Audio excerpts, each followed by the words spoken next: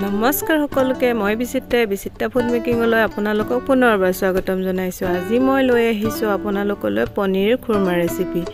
আমি আটাৰ হওক ময়দাৰ হওক বা সুজিৰ আমি খুৰমা বনাই খাইছো, কিন্তু কেতিয়াবা পনীৰ খুৰমা বনাই খাইছো নে? আজি মই সেয়েহে পনীৰৰ খুৰমা বনাই দেখুৱাম। আপোনালোকে মোৰ ভিডিঅটো স্কিপ নকৰাকৈ শেষলৈকে চাব আৰু শেষত কেনে পালে কমেন্ট কৰি জনাবলৈ নাপাহৰিব। আহকচোন এতিয়া দেৰি নকৰি ভিডিঅটোৰ মাজলৈ যাওঁ। এয়া পনীৰৰ খুৰমাখিনি বনাবৰ কাৰণে এয়া মই 200 গ্ৰাম পনীৰ লৈছো আৰু এই বাটিটো জোখে মই এবাটি চেনি লৈছো। চেনিটো আপোনালোকে সোৱাদ অনুসৰি কম বেছি কৰিব পাৰিব। আৰু এই বাটিটোত মই পানী লৈছো আৰু মই 3টা ইলাচি এনেদৰে থেতেলিয়াই পেলাই লৈ লৈছো। এতিয়া প্ৰথমতে আমি পনীৰখিনি কাটি লম। এয়া পনীৰৰ পিচটো লৈ এতিয়া মই পনীৰখিনি কাটি লম। পনীৰৰ সাইজটো বেছি ডাঙৰ কৰি কাটিব নালাগে। খুৰমা এটা জোখত যেনেদৰে আপোনালোকে বিচাৰে সৰু সৰুকে এনেদৰে কাটি ললে হ'ল। মই এইটো সাইজত কাটি লৈছো। ইয়া চাওক মোৰ পনীৰখিনি ধুনীয়াকৈ কাটা হৈ গ'ল।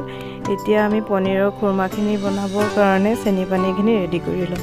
ইয়া গেছত কেৰাহীটো পাতি দি কেৰাহীত মই চেনি দি দিছো আৰু সেই বাটিৰ জোখে আধা বাটি পানী দি দিছো। প্ৰথমতে আমি চেনিখিনি পানীখিনিৰ লগত ভালদৰে মিলাই গলাই ল'ব লাগিব।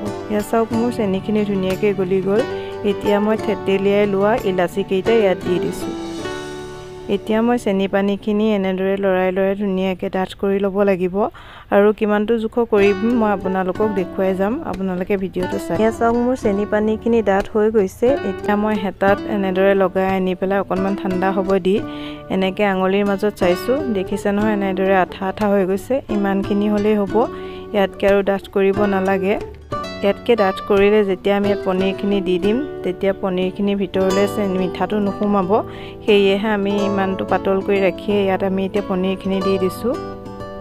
এতিয়া মই গোটেইখিনি পনীৰ দি দিলোঁ আৰু চেনি পানীখিনিৰ লগত পনীৰখিনি ভালদৰে এনেদৰে মিলাই লৰাই লৈছোঁ। আৰু এতিয়া আমি লো ফ্লেমত এইখিনি 5 পৰা 6 মিনিট সময় এনেদৰে উতলিব দিম আৰু মাজে মাজে লৰাই থাকিম। এইখিনিলৈকে যদি মোৰ ভিডিঅটো চাই ভাল পাইছে লাইক আৰু শ্বেয়াৰ কৰি দিবচোন।